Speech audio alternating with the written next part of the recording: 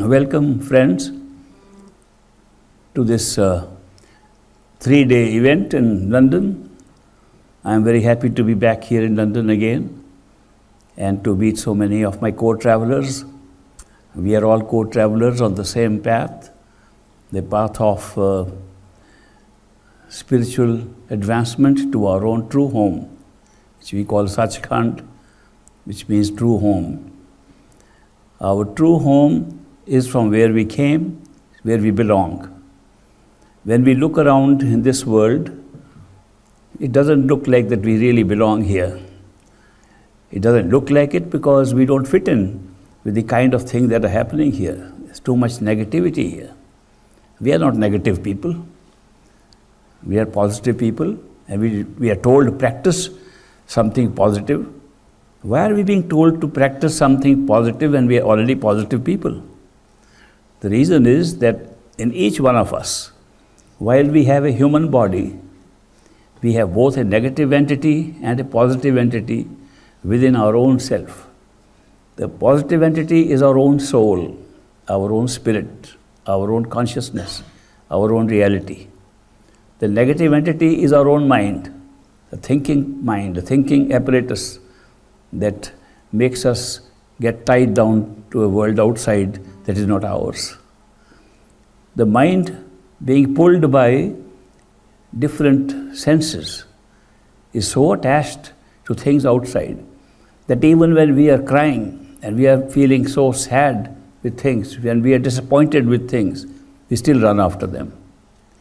Such is the nature of this negative mind. We live our life through the mind. The mind is merely a machine given to us. The mind is not a reality in the sense that like we are, because we are conscious beings and consciousness is immortal. But the mind has short-lived life. It does not remain as long as the soul or our own reality lies, and therefore we are living in a state in which we are using a machine to identify ourselves and believe that we are the mind. That's a tragedy that we should start considering, that just because we have a thinking machine in our head, we should think that we are the mind. But that's what's happening. And that is why we get trapped in this negativity of the mind and hence the negativity of this world. We have to remember that if we look within, if we look and introspect within, we can actually disassociate ourselves from the mind. But before we can do that, we have to wonder whether this physical body of ours has anything to do with our own self. Is the self using the physical body to have an experience in this world? Or is it just an illusion that we have a physical body? What is real and what is illusion? We read the scriptures and they say that the world is illusion. In Indian scriptures, they call it Maya, Mithya. That means unreal, just created. It doesn't look created to none of us. In fact, this is our own reality. When we look at the world, we see it as real. The world is real because we have nothing else to look at. This is our only reality. So we live in a reality which has nothing to compare with anything else.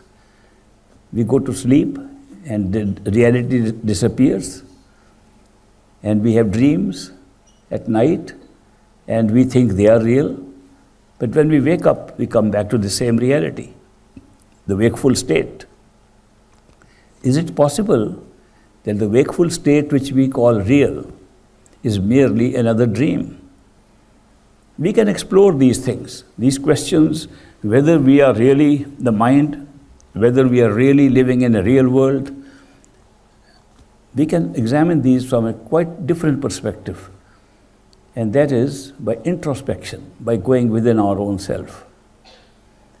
This debate between whether the world outside is real or it is unreal and being created by our mind has been going on for thousands of years. The debate hasn't ended yet. For the simple reason that we have no comparison with any other form of experience or reality. So that is why we take this as real. Those who believe that this world has to be real in order for us to have a sensory experience of this world, we call them the materialists, or those who believe that matter is real and our experiencing it is just an experience created by our sense perceptions, and therefore the world has been there forever. We are here for a short time, and therefore when we die in the physical body, that's the end of the show. Even those who believe that there is an afterlife, that we survive in some form, they have no idea in what form we survive. And therefore, while they keep on saying that there may be an afterlife, the reality is only this physical world. So the materialism or material reality has really gripped ourselves, and we believe mostly in that. But then there are idealists who believe that the world is merely created by our own self, that our sense perceptions which are creating the experience of a real world are the only reality. It is the sense perceptions that are creating the reality, and not that anything else exists, which is very difficult for us to accept. And if you look at it, why we cannot accept that we are creating this universe, we are creating this world, mostly it is because of the experience of pain. They say that if you didn't have pain, it would be very easy to know this is another dream going on. But pain is what creates reality of a physical world. So pain and suffering, which we experience here, and we all experience it, pain and suffering is making this world look real. The idealists have a very hard time to explain the reason for pain and suffering if we are just making it up. If we are creating this universe, then why would we create pain and suffering? We should create something pleasant and nice. So therefore, the pain and suffering of this world, which we all go through, is making us feel that this world alone is real. The introspection that I suggest is not merely to look at it philosophically or intellectually, but to withdraw your attention. If you can withdraw your attention within yourself and see the mechanics of how this mind works, how these sense perceptions work, and what is behind all these, and who possibly are you in your own real self. If you introspect like that, if you go within yourself like that, you may find a better answer than merely intellectually discussing what is right or what is not right. If you intellectually discuss, it's very difficult to assume that this world is not real and we are making it up.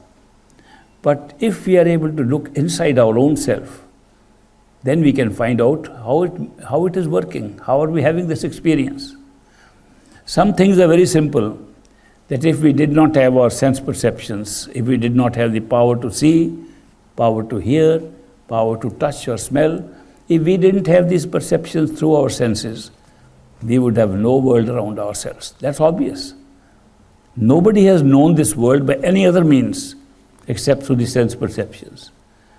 Now, purely scientifically speaking, if we look at these senses that we have, the sense perception that we have, we can easily see that they do not answer the question whether what we are seeing is real or what we are experiencing inside is real and the outside is just being created by that reality. We can, for example, look at the sense of seeing, vision. We see with our eyes. If we close our eyes, we don't see. If we open our eyes, we see. Obviously, we associate all seeing to exist because of our eyes and the capacity of the eyes to see. But then when we say that, we forget that when we imagine things, we also see. When we are sleeping and dreaming, we also see. What eyes are those that can see? What eyes exist which can recall from memory or use imagination to see? Certainly they are not these eyes at all. But we don't associate the inner seeing or seeing with imagination as seeing at all. We think the actual seeing is only with these physical eyes. Now look at the physical eyes, how they see. The answer, people who studied anatomy of the eye They tell us that light from outside falls upon objects around, and then in near parallel reflection from the things outside, it comes to our eyes and is refracted by the lens, by the aqueous and vitreous humor in the eye, and forms an inverted image on the retina right inside the eyeball, behind the eyes. That if that image were not there, we would never be able to see anything outside. The image then is transferred through the optic nerve to the brain.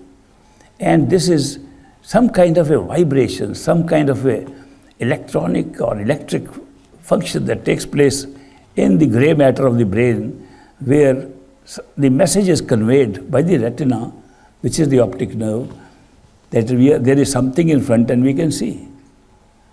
Now just imagine for a moment that if our retina had the power to create images, this world will be visible to us exactly as we are seeing it now. If the retina had no such power, but the thing that happens in the physical brain, if the same thing happens in the physical brain, we would still see the thing the same way. Ultimately, how does the brain see? The brain sees because we are conscious, we are awake.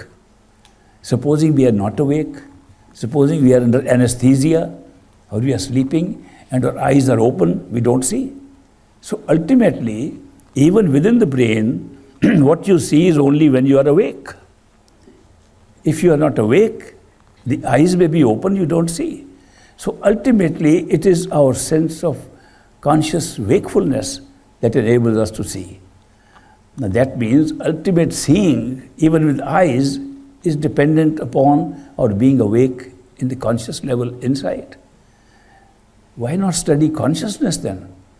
Is it possible that the consciousness itself has the capacity to create those very images which we are seeing outside?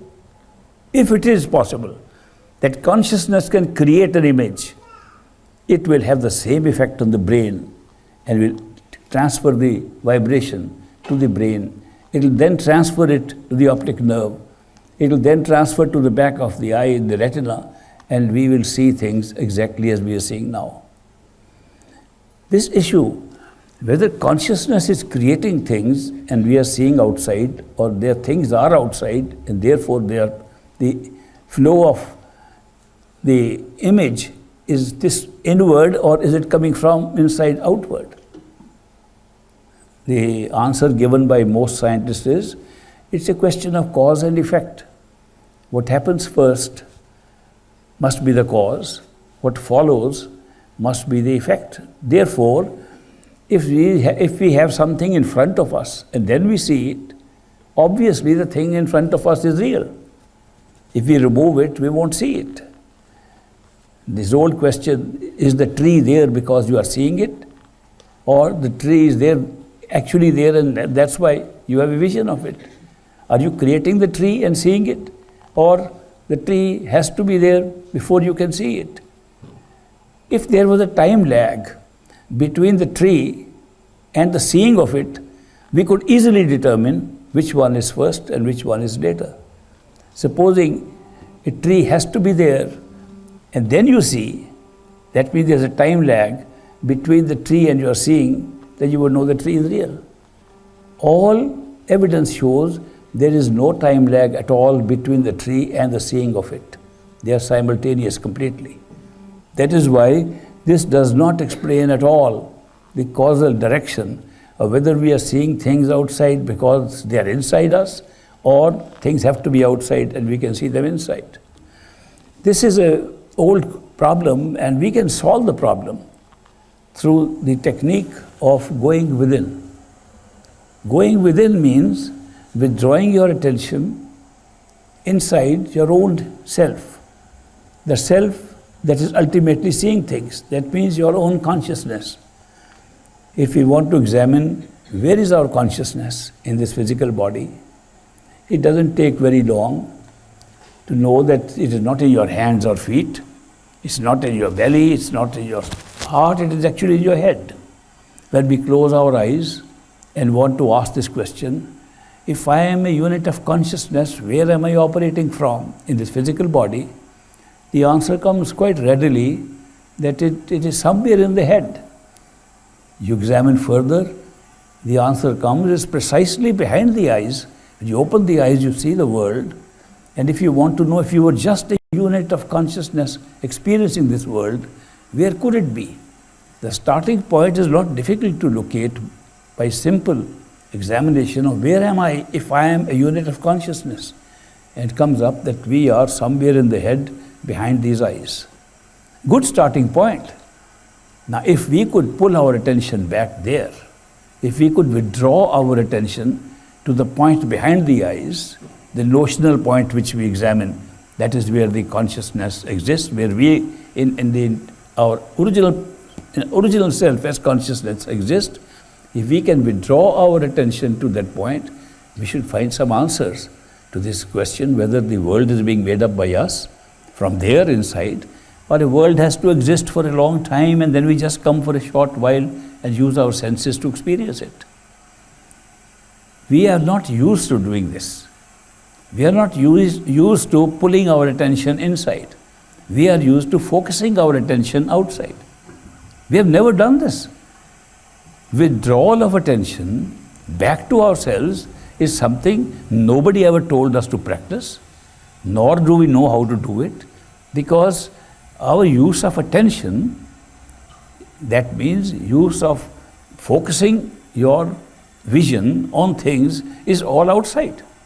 Right from the beginning of our life as infants, we are told how to look at things outside. And we spend our whole life focusing on things outside. So therefore, we have no idea how to withdraw attention. Even when somebody tells us there is a process called meditation, there is a process by which you can sit in your head, we still do not withdraw our attention. We just start focusing our attention on some image that we make ourselves. We close our eyes and say, in the darkness that we see, there I am sitting somewhere little, and I am focusing attention on that, and we call it withdrawal of attention. That is not withdrawal of attention. That's precisely the same thing we are doing.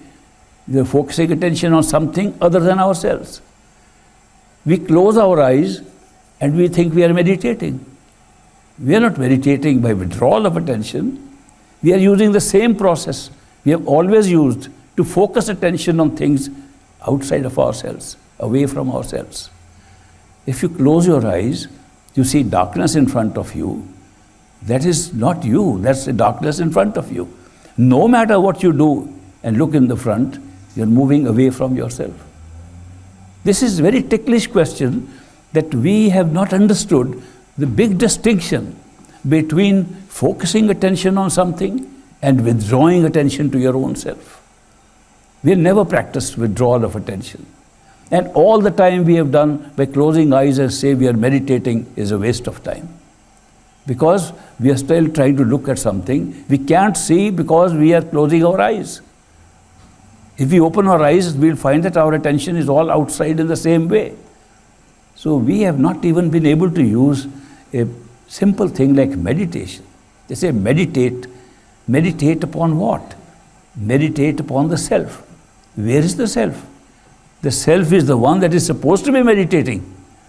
Self is not the one that you see in front of you. Self is not that you can close eyes and imagine you are there. Self is that is imagining. Self is the one that is trying to focus. So this particular method of withdrawal of attention to yourself has not been practiced by us, and therefore we get no answers. And people spend their whole life trying to get answers by closing eyes and thinking that they are meditating. They are meditating. Meditating merely means putting your attention on something. It's always away from yourself. All meditation that we do is merely thinking about things which are not yourself. If I were to think of anything, then I am not that which I am thinking about, I am the thinker. How do we go to the thinker? If I am trying to focus, what to focus on is not the thing that's me. I am the one that's trying to focus.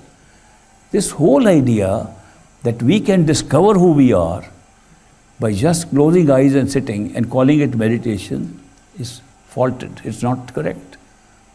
We don't know how to withdraw attention. That is why people have tried for so long. They have tried for centuries. It's so easy to focus attention on the heart. So easy to focus attention on the energy centers below the eyes. It is so easy to focus attention in front of you by closing your eyes. It's very difficult to withdraw attention to your own self. How can we discover our own self when we are constantly looking at something else? Therefore, meditation does not become useful for us because we don't do it the way it is supposed to be done. It is supposed to be done by pulling our attention back to where we are putting that attention out from. That's the self. The discovery of the self, the discovery of who we are, that's putting attention outside. If we find that out, a problem is solved. All our doctrines of religion, which say God is within you, you can find Him, can be found instantly if we can withdraw our attention to our own true self. So therefore, it's a very big thing. To be able to withdraw your attention to your own self is the secret to discovering yourself and God and the Creator and the whole process of how creation takes place. Now this is where we make a mistake of thinking that just by rituals, by practicing rituals which are all external, they are all part of the thing from which we want to withdraw our attention. We perform rituals of meditation. We perform rituals of fasting, rituals of many kinds, rituals of following particular diets, rituals of using certain words, rituals of repeating words, rituals of using simran and mantra. We have made it all into a ritual. And all rituals are external because it does not lead to the one who performed the ritual. The ritual holds us to itself. And therefore our attention is grabbed by the ritual and we can make no progress. So I have come here to highlight this fact because all of us are trying to go on the same journey towards self-discovery. All of us are trying to find the reality. All of us are trying to find the self. And yet the self is evading us. What an ironic thing, irony, that the very self that is trying to find something is lost in finding something other than itself and calls it discovery of the self. So how do we withdraw attention to ourselves? There is a possibility which has been given to us by those who have actually experienced it. People who have experienced the ultimate realization of their own self.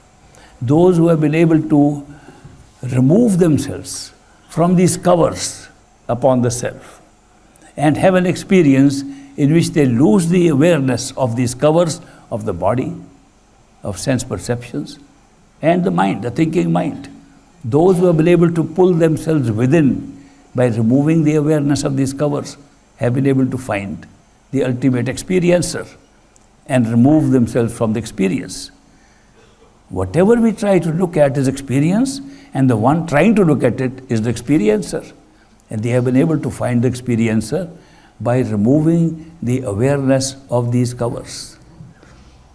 The covers, let's start from the covers. What are the covers upon us? First of all, the most obvious one is our physical body. We are constantly calling this physical body as the self. We have been given a name by which we are called. Somebody calls us by that name and we immediately answer, that's myself. The physical body is the first cover and the most difficult one to become unaware of. How can we remove this cover? One is the natural way of death. When we die, the physical body dies. What is left behind, we don't know because we can't find it. We are just using this as a means of experiencing the world. All our attention is outside. We die. People die. We see them dying. They're gone. We speculate Maybe they are still alive. Maybe they have become ghosts. Maybe they have become spirits. Maybe they have gone to heaven. Who has seen any of these? None of us.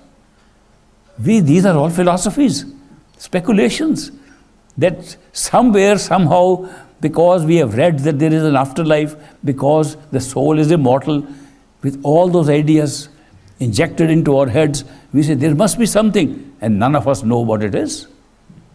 It's just a belief system. We just believe, blind belief. We are blindly believing all these things, and we can make any kind of belief and make a religion out of it, make a spiritual theory out of it, but they are all made up right while we're sitting here, and a little prick of a needle brings us back to the reality of this world, and they say this is all speculation. Shakespeare said, there never yet was philosopher who could bear the toothache patiently. You go to the dental chair, and when you have the toothache, this becomes totally real. So that is why we have never been able to get out of this. So this idea that there is an afterlife has never been examined by anybody. If anybody has experienced it, the person is dead, can't even tell us what happened. Is it possible that while we are still living, while we are still in this physical body, we can die and still be alive? That's the question. Can we die while living? If we can have the actual experience of death, whatever happens and whatever is left after this physical body dies, if we can have that experience while we are still alive, and then share that experience with somebody, that will be authentic. That will be an authentic conveyance of an experience that yes, when you will die, this will happen because you have died while you were living, and this is what happened. So the whole thing is, if you want to know if there is an afterlife, if we do survive when this body dies, the best way is to die while you are living. Now, how do we die? I mean, you can see how people die. People who die physical deaths, if you observe them carefully, they die in stages. They die step by step. If some people die suddenly, you don't get to know the stages through which the life force has gone out of the body. But if they have died little slowly and you can observe them, people who have worked in hospitals and so on, they see that, observe that the body dies in stages, and then the extremities, the hands and the feet, they die first. That means the person becomes unaware that they exist. Then the legs and the arms die. Then the bottom of the torso dies. Then the whole thing moves up.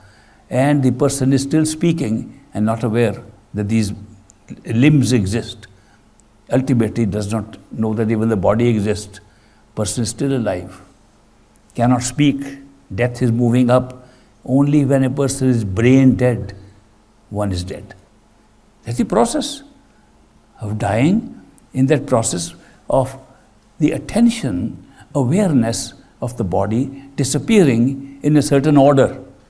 The order being that the extremities die first by pulling the attention, and the ultimate death takes place when the brain dies, and whatever is the life force, you call it soul, spirit, vitality, life, whatever it is, it disappears from the head. Let's see if we can do a meditational practice identical to this process of dying. The meditational practice would be that you withdraw your attention into the head gradually. There are 2 or 3 gifts given to us which enable us to do that. One is the power of using our attention itself. What is attention? Attention is to use our wakeful consciousness and place it wherever we like. You want to put your attention on a book to read it, that's what you do. You look at the book, and then you do not think of anything outside of the book, and that is putting attention on the book.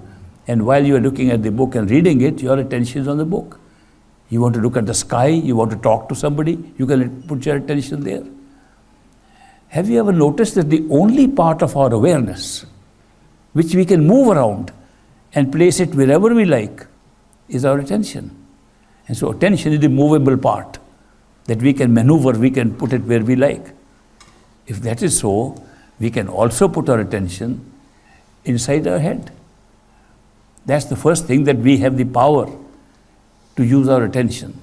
Second gift given to us is that we can concentrate it where we like.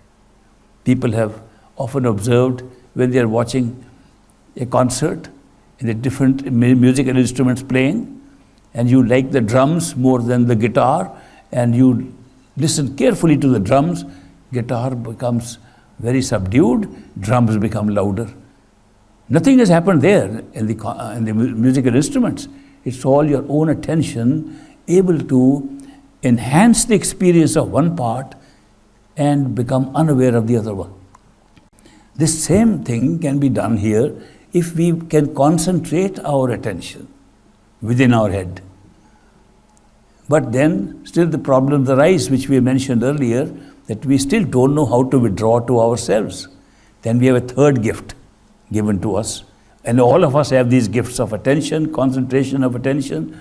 And the third gift is imagination. That we can imagine anything. We can imagine we are sitting on top of this building. We can imagine we are somewhere else. We can imagine anywhere we like.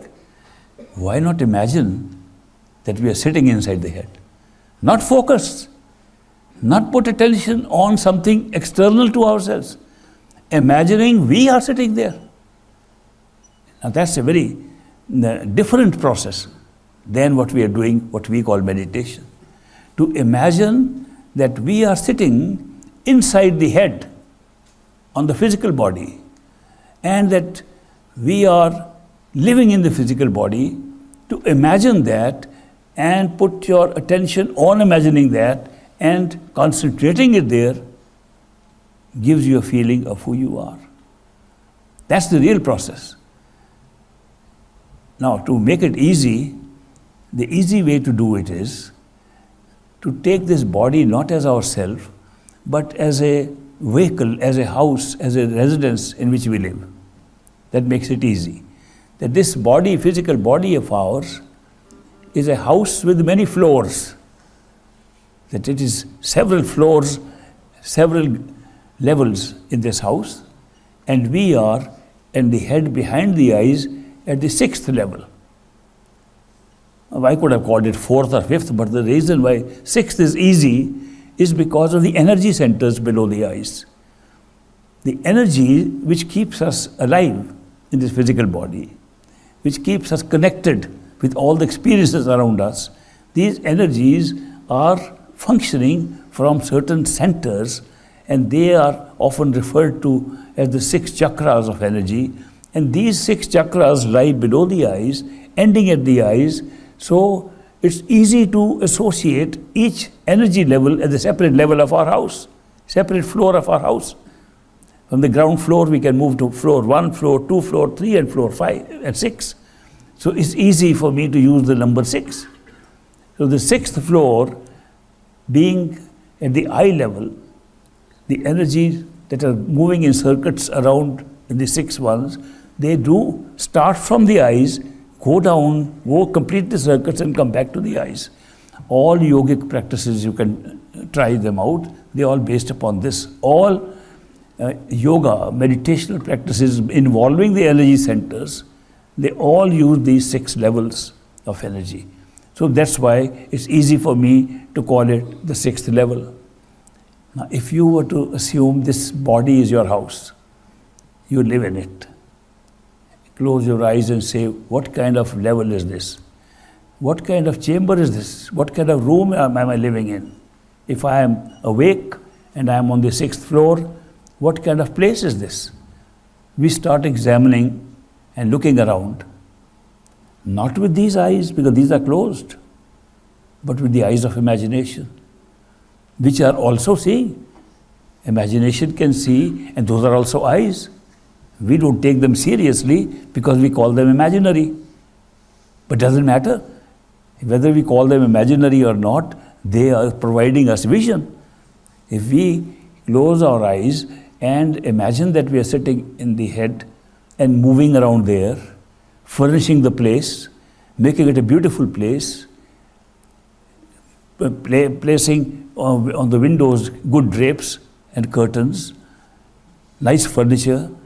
Supposing we make a beautiful place of the 6th floor of our house where we are in the wakeful state, it will be easy to imagine we are there.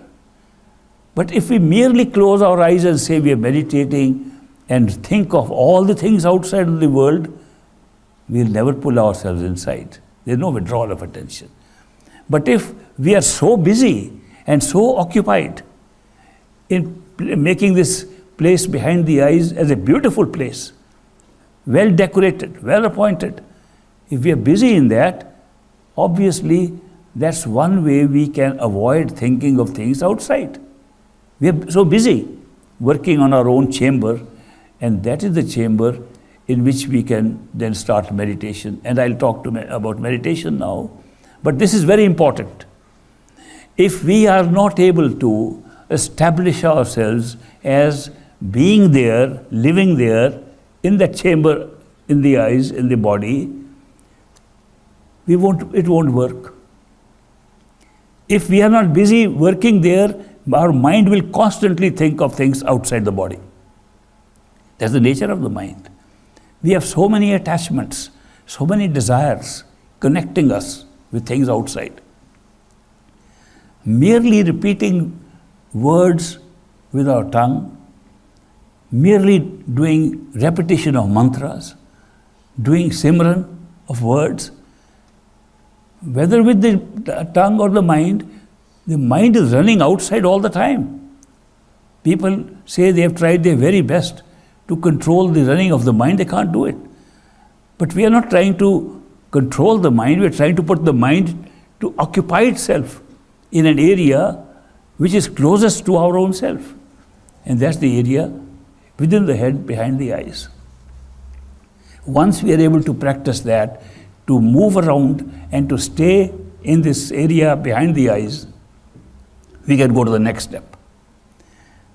But the first step is so essential that people miss that and they start meditating and they remain outside all the time. Great master, whose picture is here next to me, my master, he told me that meditation is useless unless you first establish yourself behind the eyes. That if you meditate anywhere else, it will yield no results. People have meditated for 40 years, for their whole life, and got nothing because they meditated outside. Not only that, they enhanced the experience of the outside while meditating by making it a very special place to meditate outside. People buy special chairs.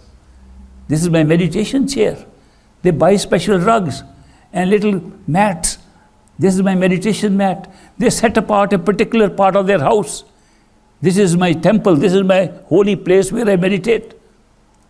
When you do that, where do you think your attention will go? It will go to the chair. It will go to the mat. It will go to that corner of your house. It will not go within. When we embellish things that are outside and then meditate, we are only putting our attention further on those things outside. Therefore, to have an advantage of this meditation as a technique of discovering yourself, the very most essential step which most of us forget, and I've seen that with my own friends. They spend their lifetime meditating with all the ornaments and arrangements outside and nothing inside. They have never even thought of decorating that room on the 6th floor.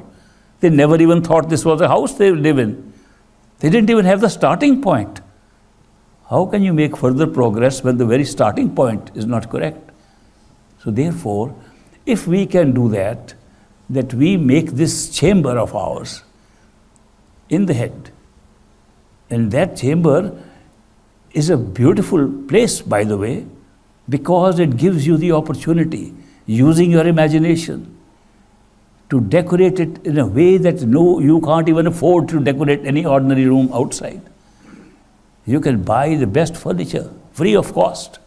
You can do the best decoration of that place. You can make a garden. You can put flowers that you've never even seen. You can do anything through that imagination. Now, when I talk like that, people say, are you going to take us into an imaginary area and just make meditation into an imaginary stuff? No, I am not saying that you make it an imaginary experience. I am saying use imagination. It's just a tool, like other tools that we use. Use imagination, coupled with the power of attention that you can locate where you like, and coupled by the power to concentrate that attention. Imagine you are there behind the eyes. That's your place where you go every day to meditate. Not outside, but this is your room where you meditate. Starting point. I like to emphasize this all the time because people are on the spiritual path. They are meditating, but they make no progress because they miss out on step number 1. And that is why it's become very difficult to pull the attention back. How do we normally meditate? We close our eyes and say, let's not think of anything else. We try to use repetition of words, mantras, and try to stay. The tongue keeps on repeating words, mind runs all over the world, and then we say, oh no, this is not meditation, bring it back. And we say, no, my mind is now going out again. I fight. 2 hours, 3 hours, we fight with our mind. Mind runs outside, we pull it back, mind runs outside, we are exhausted. This is our meditation. After a couple of hours, we get up so exhausted. This is terrible. You're fighting with the mind all the time. If you try to fight with the mind all the time, what happens? The mind wins, always. Because you think that every time the mind runs away, you bring it back. The mind loves this. The mind runs, you bring it back. The mind runs, you bring it back. And that's your whole meditation. And then at the end, what happened? You have won every battle and lost the war. You lost the war because that's what the mind was interested in, to keep you busy in going out and coming back, going out and coming back. Who won? You didn't get any success at all. Your mind won. So therefore, it is necessary to engage the mind, occupy the mind in a different activity altogether, an activity that involves only what you are doing within the sixth level and in this meditation chamber in your head. Involve it completely in doing that, even if it means doing such imaginary things as decorating it, planting flowers there, putting vases of flowers there, and beautifying it otherwise. Occupying the mind, doing things there, at least is far more likely to keep the mind behind the eyes than anything else you can do.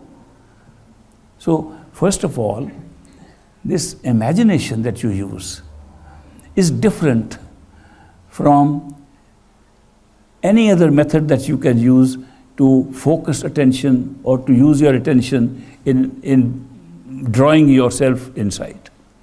Imagination as a tool is the easiest way to do it. If you imagine you are sitting somewhere, even here, outside, you could look outside. If you imagine you are sitting on a particular place, say imagine you are standing in that corner. If you imagine and imagine sufficiently, you are there. Your attention creates your consciousness to be there. If you imagine that you are sitting in this chamber of yours and this is a house in which you live and you feel the different, you can even feel that there are steps going down and there is an elevator at the back along the spine. It makes it very realistic that in this house that you live in, there are elevators at the back going to various energy centers, which are the levels of your house, and then you are sitting inside. You are not looking at yourself, you are sitting there. Big distinction. If you look at yourself in this, then you are putting your attention away from yourself. If you are there, then you're putting your attention toward yourself. I am saying these things because that's a technique of withdrawing attention rather than focusing attention. And that's the big change that we require. Focusing attention is so easy. People tell me to imagine that you are there is far more difficult than focusing attention on the heart chakra, because it's away from us. It's so easy, we have been doing it all the time. We focus attention on things, but to pull attention back to where you yourself are, that's an important step. And once we can imagine we are there, what will happen? Just think of it.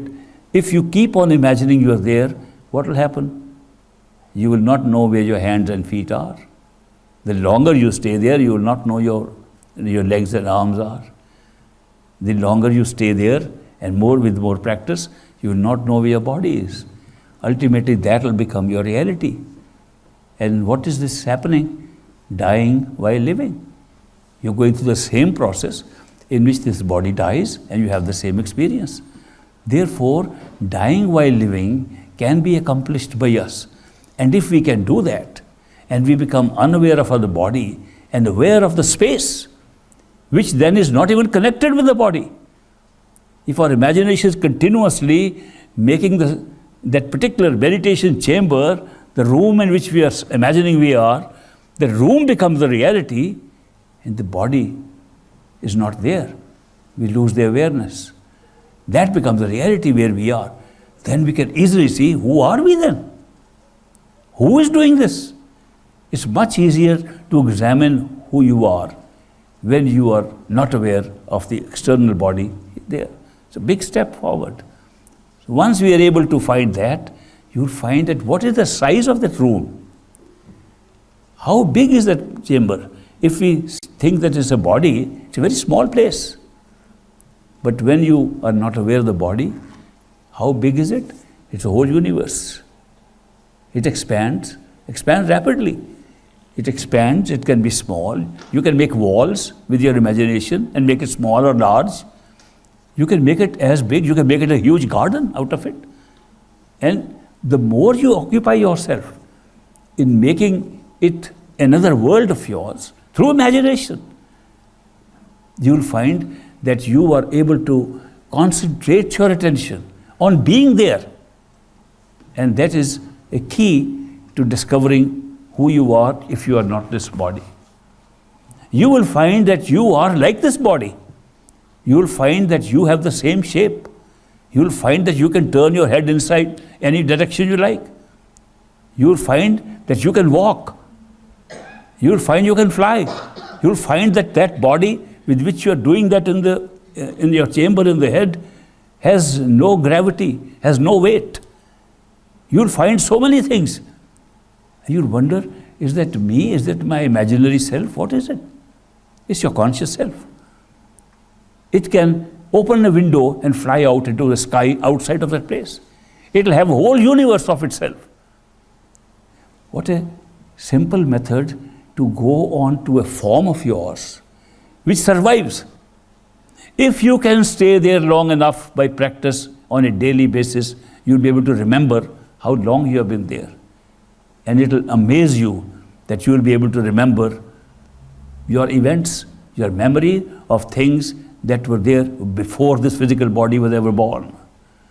You're able to remember things that happened 100, 200 years, 1,000 years ago. It's all going to happen because you are no longer aware of the body, but you are aware of something that has all the 5 sense perceptions intact. In fact, you will be able to touch with that body. You'll be able to see with that, hear with that, smell with that. All the functions that we are attributing to this physical body are all available in that. What is that? Are we imagining these things? Well, even if we are imagining, how can all the sense perceptions be intact? No, not only intact. They are better. If you have a weak eyesight, you read with the inner eye, you read with the eyes that have been opened up now, with which you are examining your inner room and read a newspaper there, your eyes will be better than 20/20. Eyes will be better than ever here. Your ears will hear better than ever before. All your sense perceptions, which you are today attributing to this physical body, are all not only intact, they are much sharper and work much better. What about other things like getting confused. You'll find there's much less confusion there. There's nothing to confuse you. Here, we have such little data through these sense perceptions, so little knowledge about what is going on. We are constantly confused. Tomorrow some new information comes and we say, oh, that was not a correct decision I made. I didn't know about it. We are constantly changing opinions here as new information comes. But it is much better there. You will find that you have access to all the information at the same time. These are remarkable experiences that can come merely by becoming unaware of this physical body and still knowing that who are you. A famous Maharishi in India, Raman Maharishi, his whole discovery of the reality being within himself arose from an experience of death. One day, his servant, there was a servant who attended on him, he was away, and Raman Maharishi thought that he was going to die. And then he was afraid. He said, I'm going to die, there's nobody here to help me. I can't call anybody. He was alone. And then it occurred to him, why am I so afraid of dying? What will happen if I die? What will happen to my body? Rigor mortis. I'll get into the stiffness of my body, and then I will have, he stretched his body and made it stiff. And then my eyes will open, my mouth will be like this. He tried to artificially imagine what death of the physical body will be like. And when he practiced that my body will die like this, just by imagination, this is how it will die, he suddenly said, if I am dead now, and this is how I will die, who is this speaking so much better and louder than before? And that was the beginning of his discovery, that his power to think about this, to talk about it, has improved so much by pretending to be dead. So pretending to be dead led to his discovery, which is what we also do, because when we say, let us be unaware of the body, we're pretending to be dead. Dying while living means that you are pretending to be dead. But the process is excellent to discover who will you be, what will you be like, what form will you be if there is an afterlife. Of course, the proof of the pudding lies in the eating, and therefore you have to actually practice and not make it just a theoretical model just to discuss it. This can happen. If you do it actually and locate yourself there and make that a beautiful place, and become unaware of the body, you will have all the experiences that people have described about heavens. All the experiences that have been described anywhere. You can even have an experience of meeting God, the creator of this entire experience. One step only. It's still a wonderful place you'll be in. You can explore, you can fly. You can fly in the universes that exist beyond this universe as well as this universe. How many of you would like to have this experience while I'm here? Well, we'll do it. At least we would like to fly, not with this body, but with your inner self, the inner body. I must tell you that what we have reached by all this description of how it can be done, this is all reaching a level of experience which is being created by a self, a form of a self, a cover upon the self which lies inside this body. The physical body does not enhance the use of our sense perceptions, it dulls them. It is only a little bit of things we can peep through the physical body in these eyes. You can see much better with the inner eyes. With the eyes of your so-called imaginary self that we're talking about, you can see much better, you can hear much better. All perceptions through senses operate better. Of course, if you are a serious meditator and stay long enough every day to examine what kind of self that is having all these experiences, you will discover that the self that we are talking about, which flies, has no weight and is able to do those things and has greater capacity to perceive, that self is nothing more than sense perceptions itself. Sense perceptions constitute what we call the inner body, the afterlife, the body that we have in the afterlife. Sense perceptions do not die, even if this body dies. The power to perceive through senses, divided senses, seeing, touching, tasting, smelling separately, do not die when this body dies. And you can examine this by becoming unaware of the body and see how well they function. But that is step one. We are still in a world with space and time. We are still in a world where there is a past and present. There's no change in that. It's a new way in which we find there is something in us that outlasts this body. Something in us that was there before this body was born. And that seems to be transferring from one form to another, in physical form, like this body, or in some other forms. That the truth is that that thing is much longer lasting than this physical body. That experience comes to us without much hassle if we follow this practice. Of course, there are techniques to help us to do this, and we go back to the same things we are doing, like repetition of a mantra. Why do we repeat mantras? Do we repeat them because of the power of those words? Do we repeat them because we absorb ourselves by repetition and don't think of other things? What is the use of these? We examine the practical side of it, that they are helpful in the beginning, as in the starting point when we're trying to become unaware of the body. They are useful because by repeating the mantra, by repeating words, we prevent the mind from thinking of outside things. It's just like squeezing the words of thought. With artificial words, you pump in the thought stream and try to hold it there. There's a benefit of that. It's a simple benefit, but it does work. But the problem arises when we keep on repeating the words and the mind still thinks of other things. Have you ever noticed that when you repeat any words, especially words given which are generally very unattractive and boring words, we don't like to repeat. If I were told to repeat the word God, at the same time I'd like to repeat the word pizza, I'd prefer pizza, I know what it tastes like. God I haven't seen, I have no idea. I'm just repeating a word. It's just a simple word. Therefore, these unattractive words that we repeat, and we can't repeat good words because all the good words are connected with our experiences outside. It won't serve any purpose to repeat words which are bringing our attention outside. So we have to use words that don't bring our attention.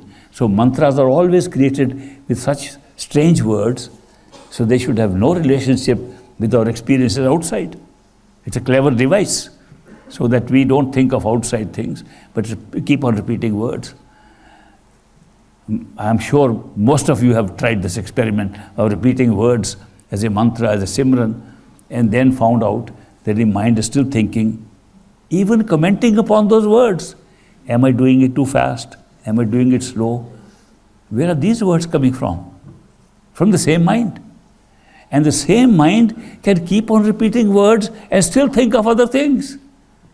Because this mind does not function in one level. It has many channels. It's like it can jump from one channel to another. So you can be using these words which are useful. Useful to squeeze the words of thought out of your head. But the mind can jump and start thinking in another channel, another voice, softer voice, a softer sound. Watch carefully. There is a voice that you use, which you think is your voice to repeat. Have you ever thought, when you close your eyes and say, I'm thinking in words of something, which voice are you using? It's a voice that you associate with your voice. And then there's a finer voice that's commenting upon it. And if you are careful, you can see even a commentator upon the commentator. Looks like there are several channels through which the mind thinks, and it can destroy your power to concentrate your attention by using another channel and think in that and take you out, which happens all the time in a meditation. I had the good opportunity when I was working with the government in India to host the arrival and housing of His Holiness Dalai Lama. He at that time was a young man when he came, and he had 2 tutors who were teaching him how to meditate. And I was at Dharamsala, posted as a deputy commissioner there. So it was my duty. I received him, I put him in a house there. Then we began to go out on trips together, which he used to love. He was learning some English at that time and some Hindi. And during our discussions, he pointed out that the biggest difficulty he had found was that the mind can think in several levels, and he had been able to one day observe how the mind, if you observe how many levels it is thinking of, you could be able to observe up to 8 levels. Most people can't do more than 4 or 5, even if you try. You try to figure out how many levels the mind is working. First, the mind works by thinking in your language, in your voice. Then there's a top voice on that, commenting upon it. Then what happens? Some other person's picture comes in front of you. Your friend, your wife, your child, somebody there talking to you. That's also you talking in somebody else's voice. The mind has so many ways to keep on distracting you from the first principal voice that you're using in meditation. So this is another problem that people have shared with me. People with meditation for years and years have shared this problem, that the mind is so powerful that it takes us away no matter, even if we keep on repeating words. Naturally, because you can repeat words with your one voice and the mind will take you away with another voice. The answer to this question, how to handle this, is to use repetition of words with every voice that you can hear. Most people don't do that, but it's a good way to control it. I have practiced it. It was useful. I suggest you try it. Every voice that comes in your head, do not stop repeating the words. Add that voice at the same point where you are, and then you will hear 2 voices repeating it. A third comes, add the third one. A person's picture comes up, an image comes up of somebody else there, join them.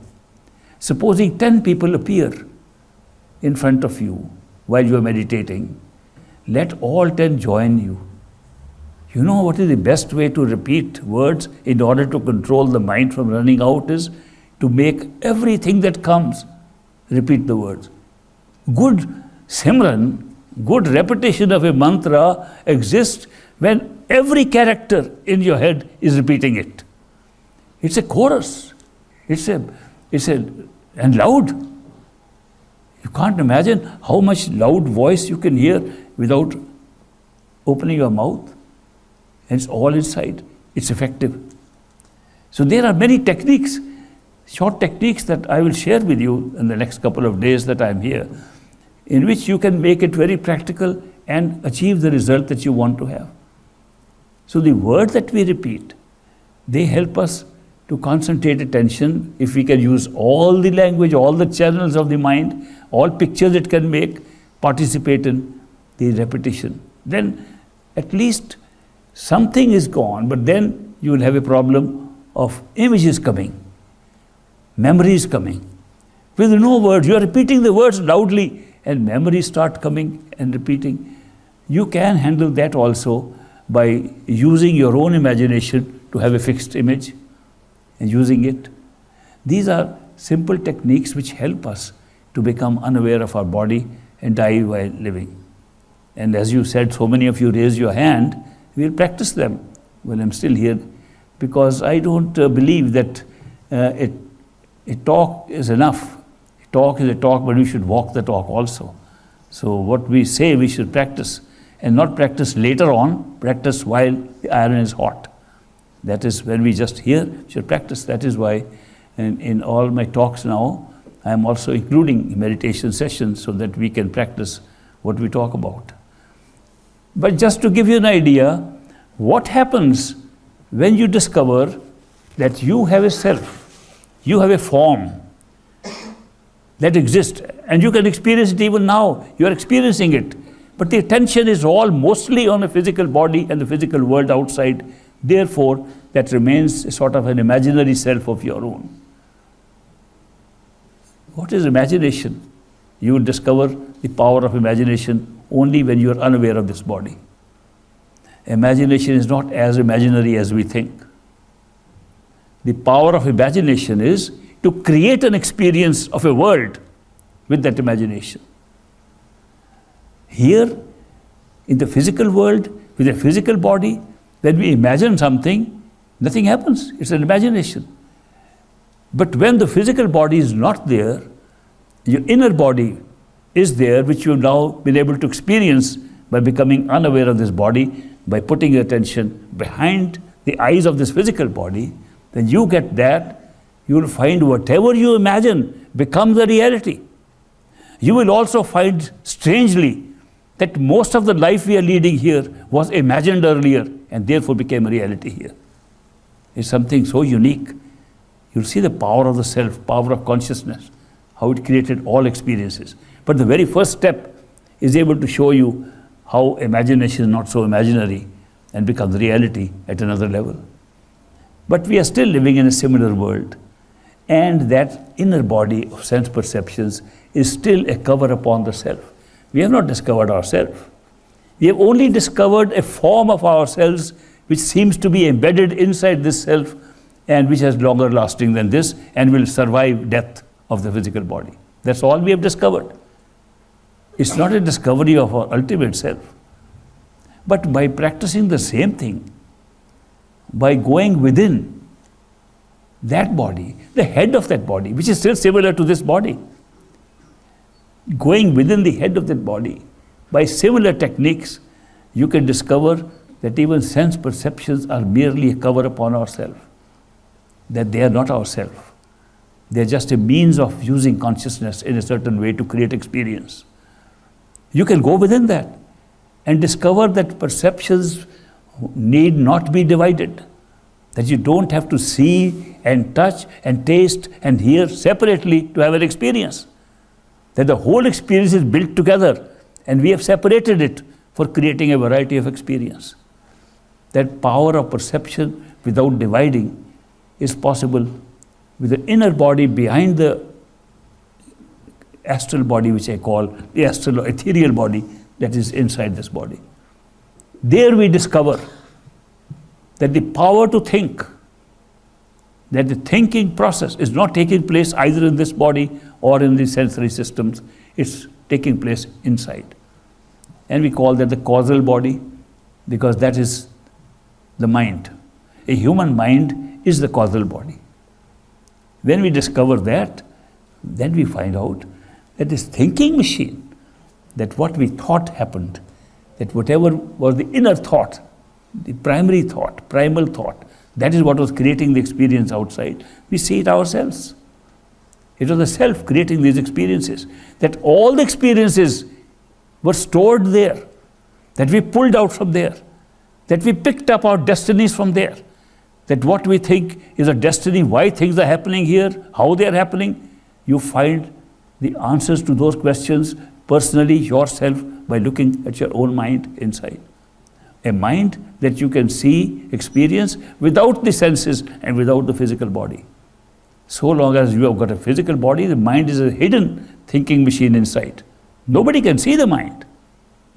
But through this process, you can see, experience the mind just by itself and see how it creates sensory perceptions, how it creates everything. You will see that the mind is creating the whole experience of all universes. It's not a theoretical thing, it's a personal experience. It's a great experience. And some of the greatest successful people who have said that they have reached the totality of consciousness, who have found out the truth about themselves, have reached that level to find that the real cause of all experiences is arising from our own mind. Not only that, they also discovered that our mind, which we thought was all divided amongst us individually, was really all one. There's only one mind that is dividing the experience into all of us. That's a great experience by itself. And yet, there are people who tell us that that is not yourself. You just found a cover upon yourself called the mind. That this experience of time-space that we are having, which goes on till that level, is itself not real, is being created. The mind itself is being created by your power of consciousness. Then what is now within that mind? What can you discover within that mind? There is no effort on your part which can go beyond that, because all effort we make of any kind is with our mind. Now if we have to go beyond effort and go effortlessly, then there must be some other method. If we can't do anything about it, then how do we go? If there is something beyond the mind, how do we find it? Now that is where the real true spiritual path starts. The rest is mental games. I could call all these experiences of inner awareness, inner knowledge of yourself, merely as a mental game. It is a mental game. You're using your mind to have these experiences. But how do you now go beyond the mind and discover what is empowering the mind to function? What is empowering the mind, which in turn is empowering this physical body and the senses to function? Isn't that your own self? Isn't that the true consciousness? How do we reach that? No effort can do anything. And how can we be effortless? We don't know how to be effortless. A friend of mine, I was studying in Harvard University, and he one day told me he'd found a way to be effortless. And in the last paragraph of his letter he wrote to me, he said, I am going to try very hard to be effortless. So you can imagine how the mind functions. We have no way with the equipment of the mind, senses and body to be effortless. Then what is the process which can be effortless and take us beyond the mind? It has to be something that pulls us from beyond the mind. It can't be that we can push ourselves. And you will notice that there is a power within us which pulls us inside. And that we call the power of love. The power of love pulls us. Love is the only experience that I know.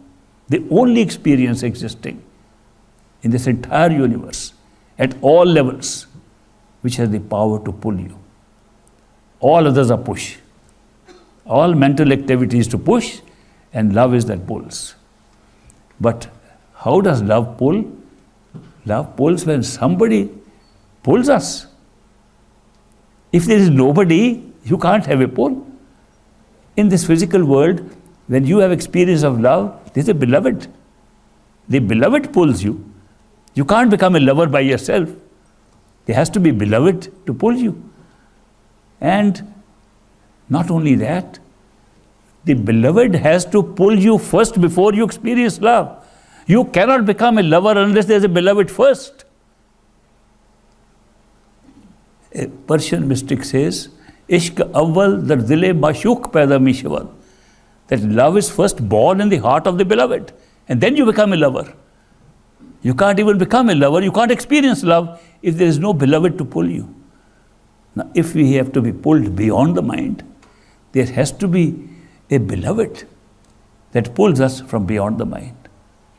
Which means it must be some power that lies in a state beyond the mind. And such a power is also the power of consciousness, but to have this experience of being pulled by that power, it must be separated from us. The lover and beloved must be separated to have that experience. And therefore, the beloved who pulls us from beyond that, in the terms of the physical world, we call that human being who can perform that function, even at that level, we call that a perfect living master. When we talk of a Sant Satguru, when we talk of the teacher who can take us beyond the mind, it is the pull of the love of that person, of that human being. Because we are starting as human beings, this whole journey. So it becomes a human being in that form who pulls us beyond the mind. And the experience is of love and not of Meditation. Meditation has its limitations because it's an effort. Love is not an effort. Love is a pull. You're pulled by love. Now, if you have an experience with these kind of people, you will notice that they, who we call the perfect living masters. In America, we abbreviate everything, call them PLMs. These perfect living masters, they start having an association with us. If they are going to be our eternal friends, which means if they are our masters, that means if we have a relationship with them, that we are going beyond the mind to what we call our true home, true state, if they are the ones who are going to be associated with us, they will start by becoming teachers, teaching us methods to push. What is that method? Meditate more, try hard, do this, do that, here are the rules, follow this diet, stay like this. They'll give you instructions. The mind loves that. The mind loves to be taught so that we can learn. The mind has been so indoctrinated with this idea that we have to learn and then struggle and work hard to get anything. That's what we do here, and that's what we try to do in meditation. That's what we try to do when we're trying to achieve anything in outside or inside. So they come and say, yes, follow that process. So they become friends. We say, that's very good, they're giving us some good instructions. They have not come to teach. There are thousands and thousands of teachers who can teach the same thing. But they are adopting this to satisfy our mind that we want to be taught and to learn. It's a very simple method. Now you learn this. But when we try to practice, they create a barrier. It doesn't succeed. For other things, we keep on succeeding. When we try to do what they try to teach us, we don't succeed. And then we say, there's something wrong here somewhere. They are telling us that this, what we are looking for, is beyond teaching and beyond struggle. Eventually, what happens is, gradually, we fall in love with these people. And they attract us with their unconditional love. Love, we can love anybody in this world, but the difference in the love that we experience from such people whom we call the perfect living masters and all other experiences is, their love is totally unconditional, non-judgmental. They never say, we love you if you be good, we hate you if you are not. They don't say we are going to punish you for doing these things. There are plenty of other people doing it. Our own mind is doing it. Our own mind is punishing us all the time. They don't come to punish. They know what trap we are in. They have love and compassion at all times, no matter what. It's a very unusual experience. Very unusual because we don't find it in the world. All love we find in the world is conditional. I love you if you do this for me. If you don't, I don't love you anymore. These attachments also we are calling love. We are attached to people, attached to things, we call it love. This is not the kind of experience we have with these people.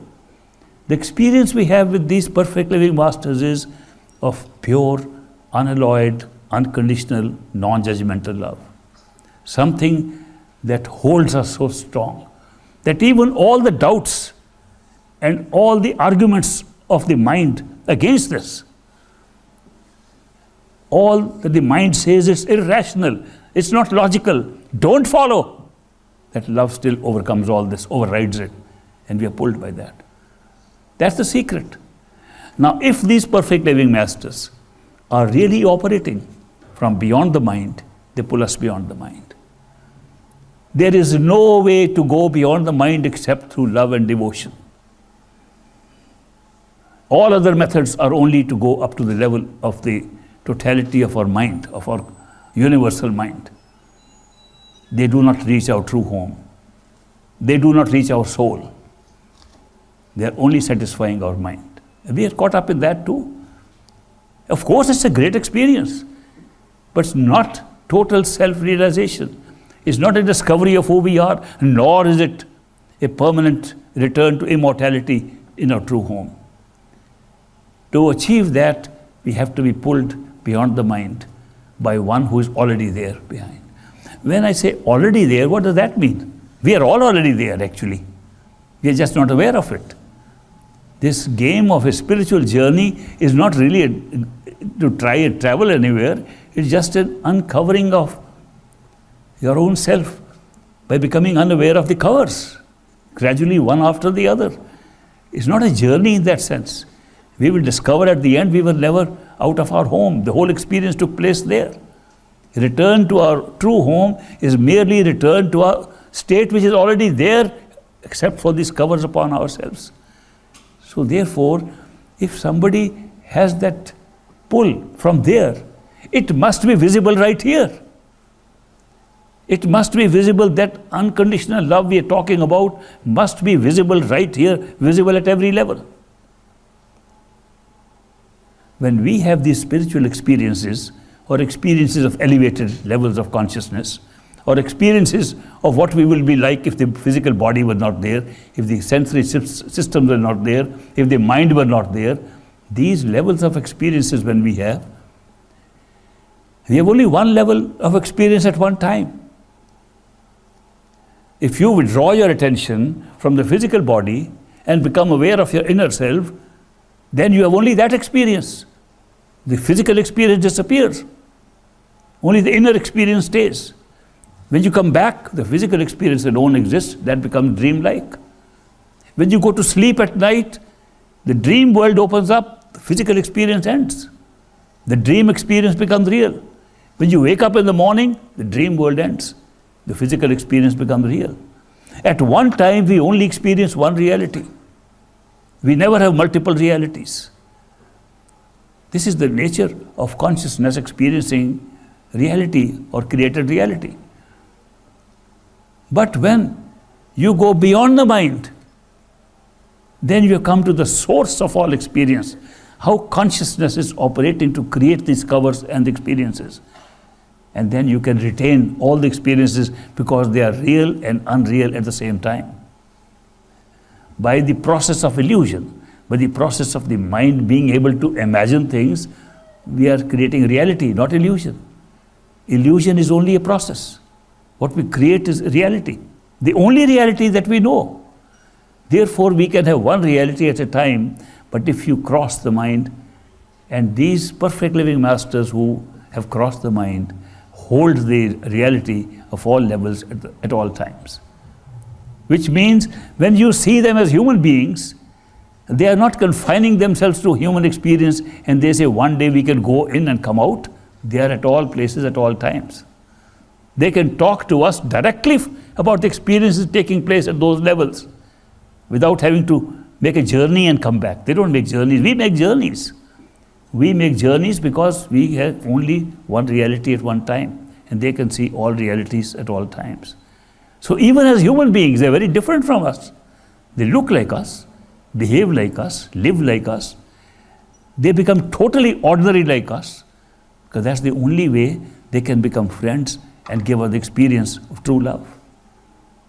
If they were unusual, extraordinary, we wouldn't have the experience of true love. We would admire them. We would even worship them if they're extraordinary. But we can't be friends. We can't have experience of a love that we know is when we are at the same level, like each other.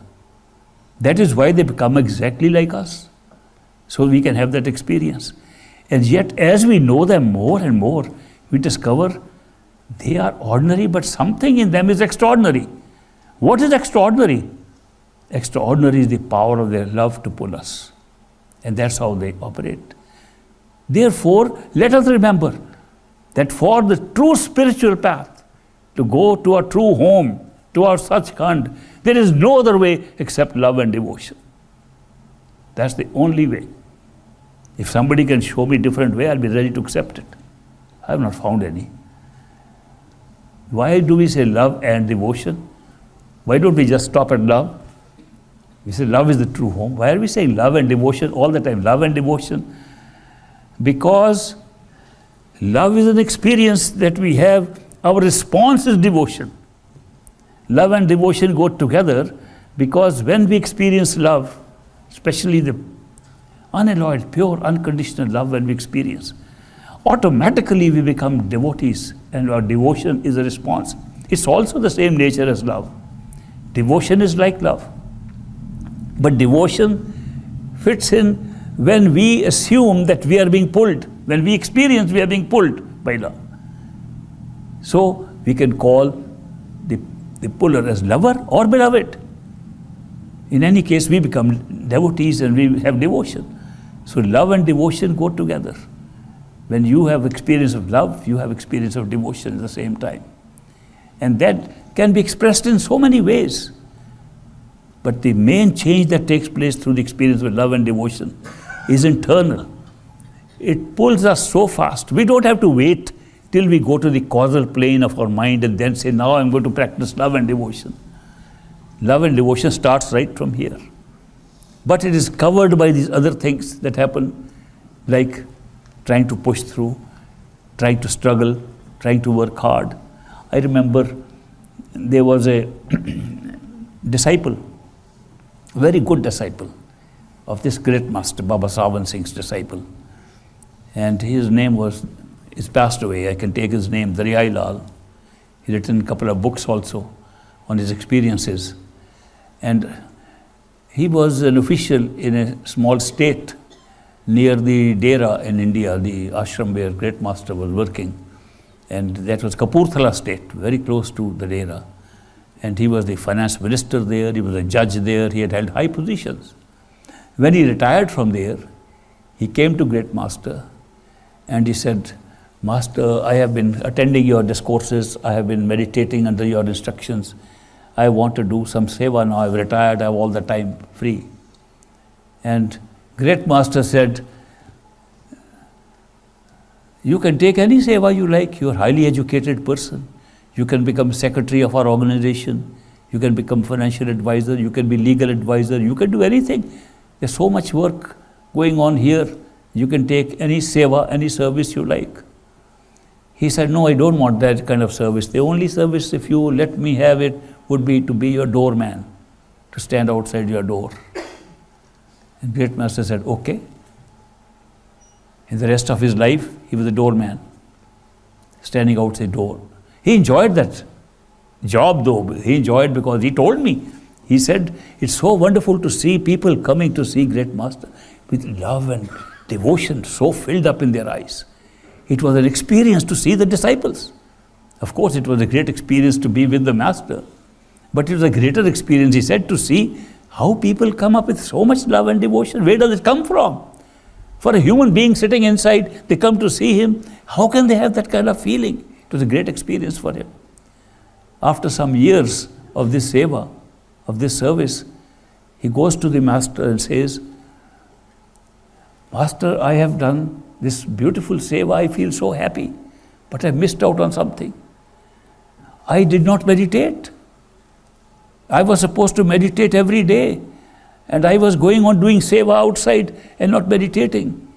I had to catch up with all that. I never got any inner experiences. I did not verify anything inside what you were telling is right or wrong or anything. Please give me some chance now, give me a little break from this seva so I can catch up with this lost meditation. And he said, Master, I understand every year you go to a hill station for a summer break. And this year you're not going there, to a place called Dalhousie, a hill station. Will you give me the keys of your house there? So I'll go and meditate in your house. It'll be wonderful. It'll have all the energy, all the vibrations, and all the ambience of your house in which you have lived, in which so much meditation has taken place. I'll be so successful meditating in that house. Great Master said, here are the keys, go. He said, 3 months I am going to devote entirely to meditation. So he catch up with all the lost time. So he reached that hill station, opened the door of Great Master's house, and as soon as he opened, a plumber comes in. Says, I was waiting for somebody to come here to do some plumbing work inside. So he started working there. More disturbance. More people came in. he found that he couldn't meditate any day at all. 3 months passed and he could not put his attention inside. And he felt so bad, he came back, returned the keys to the master, said, "Master, I failed."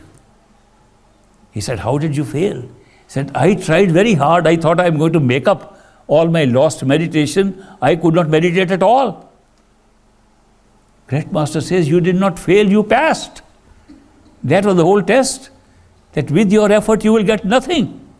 There's something more than that on this path.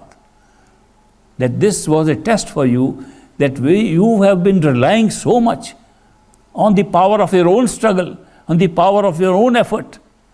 And the path to your true home is not one of effort. That when your mind makes all the effort and fails, it has succeeded because it has realized it's not a path of effort, it's a path of love and devotion. You have come to the right conclusion now, and your love and devotion was already there with the seva you were doing. Therefore, this is a good lesson that you learned, and you succeeded really, because you were able to discover that effort does not pay. He learned a big lesson. And then he discovered this is not a path where you can just put in effort and say, "I'll do more meditation." If this is true, I as a follower was questioning this. If this is true, why are these perfect living masters telling us, do more meditation, put more effort? And I have realized now it's only to take us to the point where we discover it's not dependent upon our effort. The journey beyond the mind is not dependent on our effort at all. So if our destination is a true home beyond the mind, then the path is one of love and devotion. But since our mind is not satisfied with that, will not follow it, they put us through a course of going through struggle and doing meditation so that we can reach the threshold of our true spiritual world in which we go. So this is a beautiful message to us, that if ultimately it's love and devotion that's going to do all this, why not start noticing from here only? We don't have to wait and say, "Let me put my struggle, then I'll wait." A discovery has been made by us now that ultimately it's the love and devotion that will count. Then let's observe it. Let's look for it. Let's be conscious of it. That when we have an association with a teacher like that, who is a perfect living master, what are we experiencing? When we experience that love that's pulling us, we have been successful. People put sometimes so much emphasis on visual progress, internal visual progress. They say, "We have been working so hard, never saw anything, never saw any light." And they don't realize that they are making progress through their love and devotion. That inwardly they are making progress. I'll tell you the true story of the master of my master.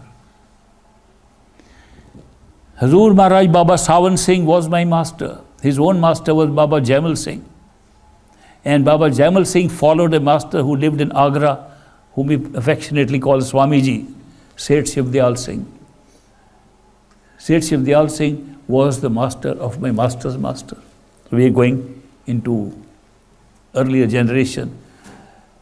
When Baba Jaimal Singh was still a disciple, he wrote a letter to his master in Agra. "Beloved master, I am missing you. I feel such a pang of separation from you. Please give me permission to come and see you and have your darshan, to be able to see you." He wrote a very pleading letter just for making a visit, to get permission from his master to visit Agra and see the master. Mail was very slow in those days. After a month, he receives a reply from his master, who says, my beloved son Jaimal Singh, I am very happy to receive your letter and to know that your soul is roaming around in the higher regions. In Khand Brahmand it is roaming around.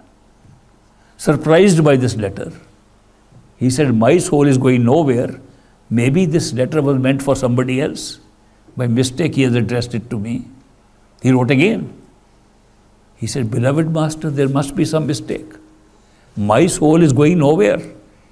I have no experience. But I'm missing you very much. I want to be with you. Please give me time to come when I can come and see you. Again another letter comes from Swamiji to Baba Jaimal Singh. Says, my beloved son, Jaimal Singh, I am very happy to receive your second letter and to know that your soul is roaming around in higher regions. Surprised by these two letters. Swamiji says, if you want to see me, come in the first week of next month. Next month, with both these letters in his hand, he goes to Agra and places them before Swamiji. He says, Swamiji, you wrote about these two letters that my soul is roaming around, my soul has gone nowhere. I've tried very hard, I can't go anywhere in my meditation. And how come you wrote this? And Swamiji laughed and said, let us sit for a little meditation. So there was about 10 or 12 people sitting there. Swamiji took Jaimal Singh inside his room and they were there for about half an hour and they came out. And then he asked Jaimal Singh in the presence of those people, Jaimal Singh, now tell me, when I wrote that letter to you, was your soul roaming around in the higher regions? He said, yes, master. Swamiji said, I am not saying whether your soul was going to higher regions today when we were meditating. I am asking you, was your soul roaming around when I wrote those letters to you earlier? Yes, master, my soul was roaming around at that time. Today I only discovered it was roaming around. Then addressing the other people who were sitting there, Swamiji said, it is not always necessary that you have visual experiences. When you miss your master so much, where was that coming from? If so much feeling of love was coming in you, where was that coming from? The progress of the soul's ascent spiritually is taking place all the time when love is being felt by you. When you feel so much love and devotion, you're making progress already. It's not always necessary. But why is it not necessary to have a visual experience of it when we describe all these visual experiences in meditation?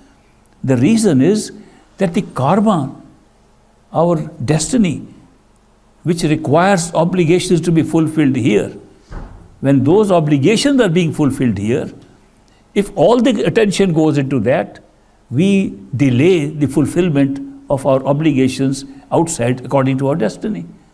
So it is like blindfolding a devotee from the inner visual experiences, but the progress does not stop. The progress goes on. When the inner eye opens up, you are able to see where you are going.